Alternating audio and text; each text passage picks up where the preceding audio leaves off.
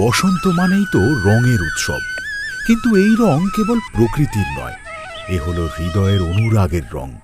বৃন্দাবনের আকাশে বাতাসে আজ কেবল একটি গুঞ্জন, দোল পূর্ণিমা, যেখানে কানাই আর রাধিকা মেতে উঠেছেন এক অলৌকিক লীলায়। কিন্তু এই আনন্দ কি শুধুই মর্তের জন্য?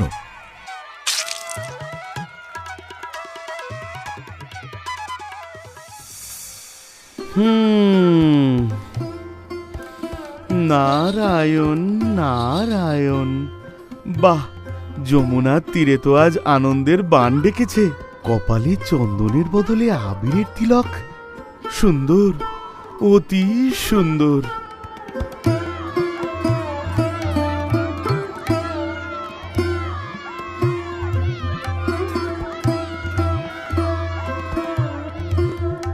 আহা, প্রভু তো দেখি প্রেমের জোয়ারে একেবারে হাবুডুবু খাচ্ছেন।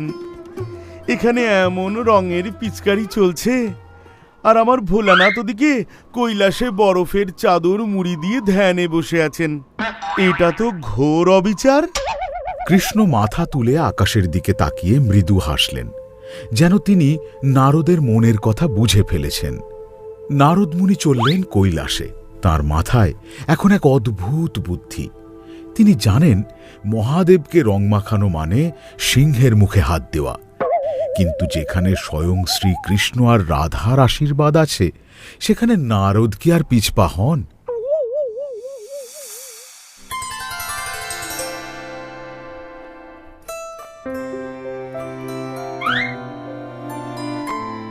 নারায়ণ নারায়ণ। মা, আপনার এই দশা দেখে আমার চোখ ফেটে জল আসছে। দেবশ্রী, হঠাৎ এমন কথা কেন? কি হয়েছে? কি আর হবে মা, বৃন্দাবনে গিয়েছিলাম। সেখানে রাধারানী এমন দিব্য সাজে সেজেছেন, তার অঙ্গের আবিরের গন্ধে আকাশ মম করছে। আর আপনি জগতের জননী হয়েও আজ সাদা বরফের দেশে বিবর্ণ হয়ে বসে আছেন। মহাদেব বুঝি আজ আপনাকে এক মুঠো আবির দিলেন না? প্রভু তো ধ্যানে নারদ, তার কাছে রঙের কি বা গুরুত্ব? ওহো মা, গুরুত্ব নেই মানে? ওটা তো অজুহাত। হ্যাঁ দেবশ্রী, আমি জানি আজ দোল পূর্ণিমা, কিন্তু কি করব বলো? আমি চাই প্রভুও আজ রঙিন হন।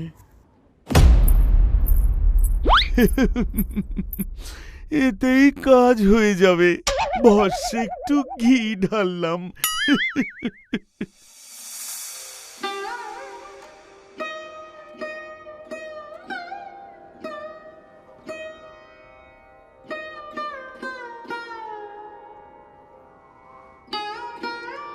মম, ওই নারদ আঙ্কেল কি সব আজে বাজে কথা বলে তোমার মন খারাপ করে দিল? ড্যাড কি রঙে ভয় পায় নাকি? মোটেই না। আসলে ড্যাডের ওই সাদা ভস্যের মেকআপটা নষ্ট হওয়ার ভয়ে কেউ কাছেই যায় না। না রে গুনু, তোদের ড্যাডকে তো তোরা জানিস। একদম ঠিক বলেছে ব্রো। মম, তুমি চিন্তা করো না, আজ আমরা এমন এক কাণ্ড করব যে ড্যাড চাইলেও ধ্যানে বসে থাকতে পারবেন না। আমি এখনই ময়ূরে চড়ে মর্তের বন থেকে সেরা পলাশ, শিমুল আর নীলকণ্ঠ ফুল নিয়ে আসছি।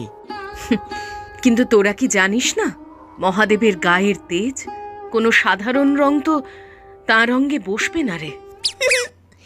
সাধারণ রং হলে তো ড্যাড ফু দিয়ে উড়িয়ে দেবেন, কিন্তু আজ আমরা এমন মন্ত্রপুত রং তৈরি করব যা একবার গায়ে লাগলে 7 জন্মে উঠবে না। ঠিক। কার্তিক শঁ করে আকাশে উড়ে যায়, আর গণেশ তার ইঁদুর বাহিনীকে আদেশ দেয় পাহাড়ি শিকড় জোগাড় করতে। কিছুক্ষণের মধ্যেই তারা ফিরে আসে এবং যজ্ঞকুণ্ডে উপকরণ সব ঢেলে দেয়। এই দেখো মম, এবার আমাদের জাদুকরি রঙের ধোঁয়া। যজ্ঞকুণ্ডের কাজ শেষ, এবার অ্যাকশনের পালা। গণেশ, কার্তিক ও মা পার্বতী এসে পৌঁছালেন মহাদেবের ধ্যানস্থলে।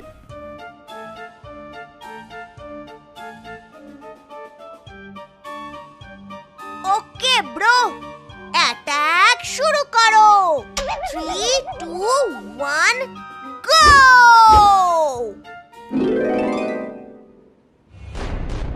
হোয়াট? এটা তো চিটিং ড্যাড। তুমি মাঝ পথে এমন হাইটেক শিল্ড অন করে দিলে। দেবী, ছেলেদের বলো এই পরিশ্রম বৃথা। যোগীর কাছে সব রঙই এক। প্রভু, আপনার ছেলেরা কিন্তু আজ সহজে ছাড়ার পাত্র নয়। আপনি কি সত্যিই ভাবছেন এই দেয়াল দিয়ে ওদের ভালোবাসা আটকে দেবেন?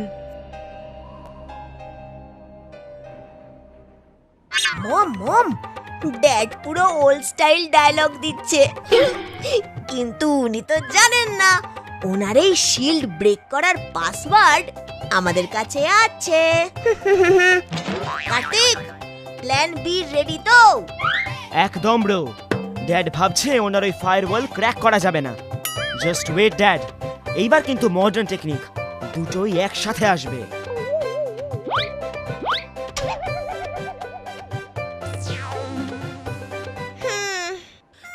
না মম, ড্যাডের এই মায়াজাল ভেদ করা গেল না। ড্যাডকে রং লাগানো গেল না। অভিমান যখন হিমালয়ের মতো ভারী হয়ে ওঠে, তখন বৈকুণ্ঠ থেকে নেমে আসেন মায়ার জাদুকর। পার্বতী দেবীর চোখের জল মুছতে আজ সশরীরে হাজির কৃষ্ণ আর রাধা রানী। এবার শুরু হবে আসল খেলা, যেখানে যোগীর গাম্ভীর্য হার মানবে সুরে আর ভালোবাসার মায়াজালে। এ কি দেবী, আজ দোল পূর্ণিমার দিনে আপনার নয়নে অশ্রু? আপনার এই ভ্রাতা থাকতে কৈলাস কি আজ সাদা হয়েই থাকবে? কৃষ্ণ, রাধা, তোমরা এসো এসো। তোমরা আসাতে আমি খুব খুশি আজ। কিন্তু মহাদেব তো... দেবী, আপনি একদম বিচলিত হবেন না। মহাদেব তো আসলে আপনার সাথে একটু লুকোচুরি খেলছেন। চলো কানাই, এবার দেবাদিদেবের এই মৌনব্রত ভাঙা যাক।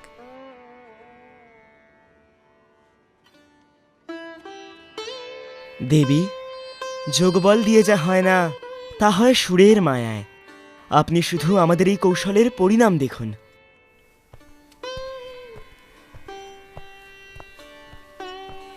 কৃষ্ণ শিবের সেই নীল সুরক্ষা কবচের সামনে গিয়ে দাঁড়ালেন।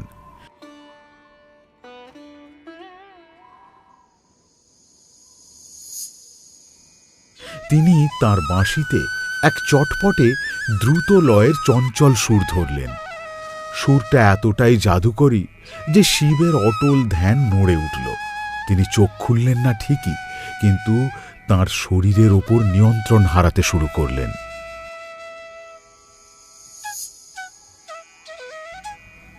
এ কি, এই মায়াবীর বাঁশির সুর আমার ধ্যানের তাল কাটছে কেন?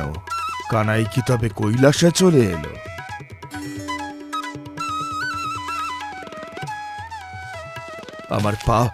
আমার পা কেন নিজের ইচ্ছায় তাল দিচ্ছে? দেখো দেখো বিগ ব্রো, ড্যাড তো অলরেডি বিট ধরতে শুরু করেছেন। ড্যাডের পা নাচছে, ওই দেখো।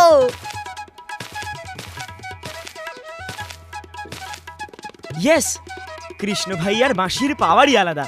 ড্যাডের ফায়ারওয়াল এবার ক্র্যাক হলো বলে। কৃষ্ণ বাঁশির সুর আরো চড়িয়ে দিলেন। শিবের মুখভঙ্গি এখন এমন যেন তিনি খুব কষ্টে হাসি চেপে রেখেছেন, আর শরীরটা দুলে উঠতে চাইছে। দেবী, মহাদেবের সুরক্ষা কবচ এখন একদম নড়বড়ে। এটাই সুযোগ। এবার আপনার সেই ব্রহ্মাস্ত্রটা প্রয়োগ করুন।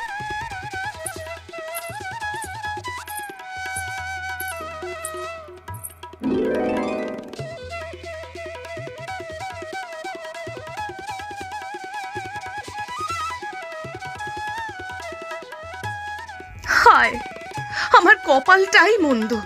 সারা জগৎ আজ আবিরের রঙে রাঙা, আর আমি অভাগিনী এক পাথরের মূর্তির পাশে বসে দিন কাটাচ্ছি। মহাদেব, আপনার এই যোগ বলের চেয়ে কি আমার মনের ইচ্ছের কোনো দাম নেই? সবাই ভাববে শিবের ঘর বুঝি শ্মশানের মতন অন্ধকার। সুরক্ষা কবচের ভেতরে শিবের ধ্যান এবার পুরোপুরি ভেঙে গেল। তিনি অস্বস্তিতে এপাশ ওপাশ করতে লাগলেন। তাঁর প্রিয়তমা পত্নীর এই কান্না তিনি সহ্য করতে পারছেন না। গনু, কে তো? তোরা চল আমার সাথে।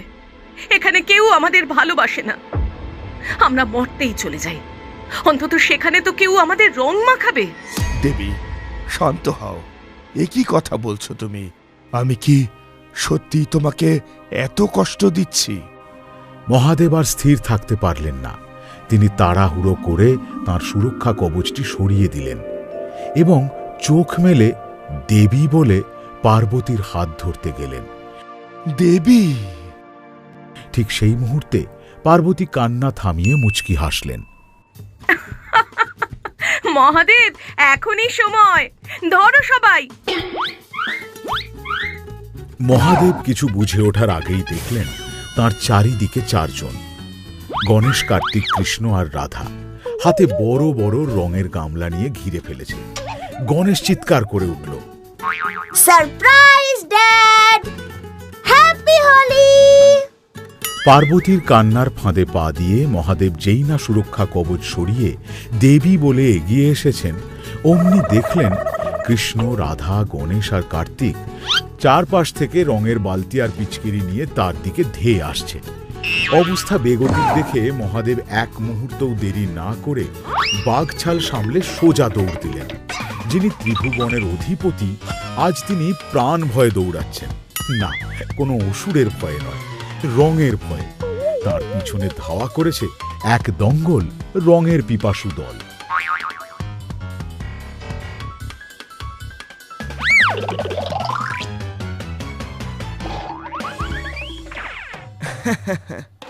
পালিয়ে কোথায় যাবেন মহাদেব?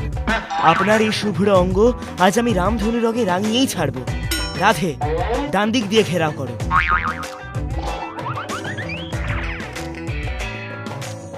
নো চান্স ড্যাড, ওপর দিয়ে আমি নজর রাখছি। Ganesh bro, left side cover করো। আমি আসছি বিগ ব্রো, আমি আসছি।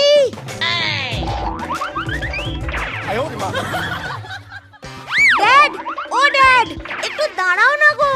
জাস্ট এক চিমটি আবির, জাস্ট এক চিমটি আবির। প্রমিস, প্রমিস, জাস্ট এক চিমটি আবির। Dad, please dad, dad. থামুন প্রভু, ব্রেক ব্রেক ব্রেক, একটু সাবধানে। সামনে কিন্তু খাড়া পাহাড়, আর এক পা বাড়ালেই সোজা নিচে ফ্রি ফল। কি হলো প্রভু, আর কত দৌড়বেন? আকাশ পাতাল যেখানেই যান, আজ এই দেবীর হাতের আবির থেকে আপনার মুক্তি নেই। স্বীকার করুন, আজ আপনি পরাজিত। মহাদেব নিঃশব্দে হাসলেন। পার্বতী এগিয়ে গিয়ে এক মুঠো লাল আবির পরম শ্রদ্ধায় মহাদেবের শুভ্র অঙ্গে আর ললাটে ছুঁয়ে দিলেন। মহাদেব, দেবীর রং তো লাগলো, এবার বৃন্দাবনের একটু ছোঁয়া নিন। হ্যাপি হোলি ড্যাড, এইবার আর কোনো শিল্ড নেই। ইয়েস বিগ ব্রো, ধরো ড্যাডকে।